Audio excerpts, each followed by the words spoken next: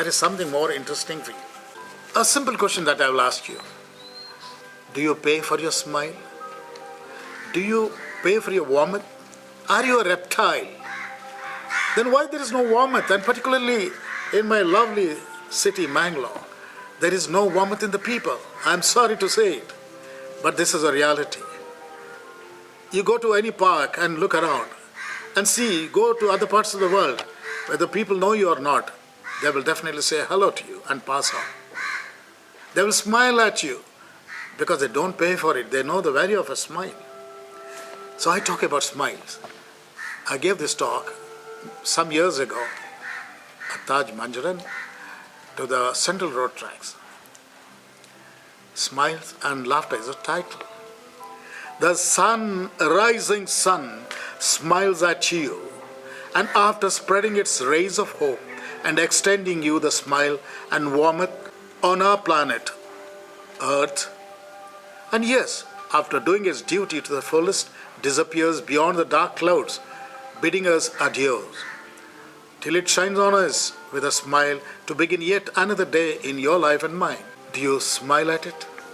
The answer is no. Then the moon rises while the sun has set in beyond clouds and nights, and at times playing hide and seek with you. It smiles with mellowness and warmth and wants to return the same. Do you smile? No. When it is a new day, every new bud blooms into a beautiful flower, spreading its fragrance free for you and me, and extend its smile. Do we return our smile? Again, the answer is no.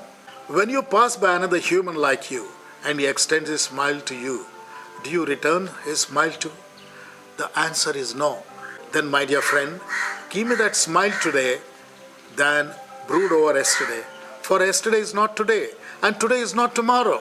Like millions of droplets in the sea rises the temperature of the water due to friction and gravitational force, which generates positive energy. This in turn transforms into a wave. The wave too multiplies and comes right to our feet, one by one at a time, welcoming us with a smile, till they roll back and send another one to meet us and greet. Do we smile? No. Similarly, smiles when multiplied generate positive energy, and this will transform into laughter, and yes, it will keep away the doctor. And so you will save your precious money but enjoy your robust health too, which all the wealth in this world cannot buy for me and you. Do you ever know that man is the only creation of God that can smile? Unlike animals who grin and frown, yet man who thinks he is supreme does not know the value of a simple smile that can melt the hardest human's heart. Again, man is the only creation who has 14 facial muscles, and each time he smiles, they stretch and expand. This causes the free flow of blood around his face, which in turn will glow, turn radiant, and appear fresh. Instead, he wastes and spends money on man-made creams and gooey stuff, which he will apply to make him look younger and healthy.